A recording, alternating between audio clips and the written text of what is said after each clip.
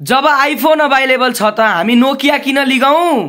यो मैले भने हैन के, यो रियल म्याड्रिडले कोनाटेको एजेन्टलाई भनेको। अहिले अब जब Upamecano one of the best centre backs available छ त फ्रीमा, हामी किन कोनाटेलाई लिगौं जसले चाहिँ लिटरली लिभरपुललाई गेम कस्ट गराइरहेको छ। पछिल्लो 1 वर्षदेखिबाट रियल म्याड्रिडले कोनाटेलाई होल्ड गरिरहेको थियो के। लिभरपुलको कन्ट्र्याक्ट टेबलमा छ कोनाटेको, तर कोनाटेले एक्सटेन्ड गरिरहेको छैन किनभने रियल म्याड्रिडले आश्वासन दिएको छ हामी तँलाई फ्रीमा साइन गर्छौं 2026 मा भनेर।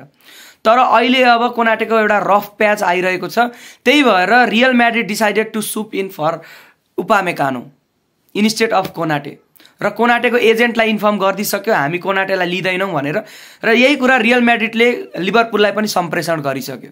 तपाईलाई के लाग्छ बार्सिलोनामा कोनाटे कस्तो रहन्छ? के कोनाटे बार्साको सिस्टममा फिट हुन सक्छ त? एउटा रोबस्ट डिफेन्डर, 1v1 डिफेन्डिङ राम्रो गर्न सक्ने, एरियल्ली राम्रो, यस्तो डिफेन्डर के बार्सिलोनाको सिस्टमले चाहन्छ त? तपाईहरु कमेन्ट गर्नु होला।